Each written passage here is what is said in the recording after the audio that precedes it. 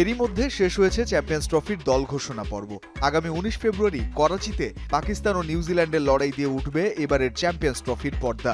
চলতি বছরের ক্রিকেটের সবচেয়ে বড় এই ইভেন্টে জিতে কারা বসবে চ্যাম্পিয়নের মসনদে, ক্রিকেট বোদ্ধারা শুরু করেছে তা নিয়ে বিশ্লেষণ। হাইব্রিড মডেলের এই টুর্নামেন্টের ফাইনালে নাকি খেলবে সবশেষ ওয়ানডে বিশ্বকাপের দুই ফাইনালিস্ট ভারত ও অস্ট্রেলিয়া। ক্রিকেটের এই দুই জায়ান্টকে শিরোপার মঞ্চে দেখছেন দুই দেশের দুই কিংবদন্তি রবি শাস্ত্রী ও রিকি পন্টিং।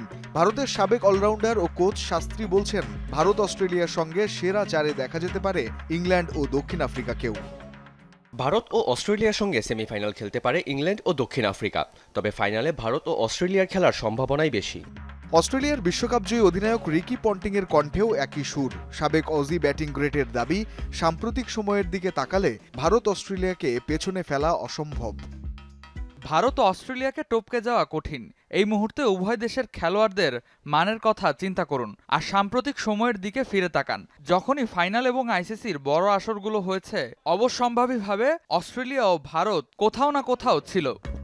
যদিও পন্টিং বাদ দিচ্ছেন না স্বাগতিক পাকিস্তানকেও। তার মতে ২০১৭ সালে চ্যাম্পিয়ন্স ট্রফি জেতা দলটিও খেলতে পারে এবারের ফাইনালে। রঞ্জন শান্ত, যমুনা স্পোর্টস।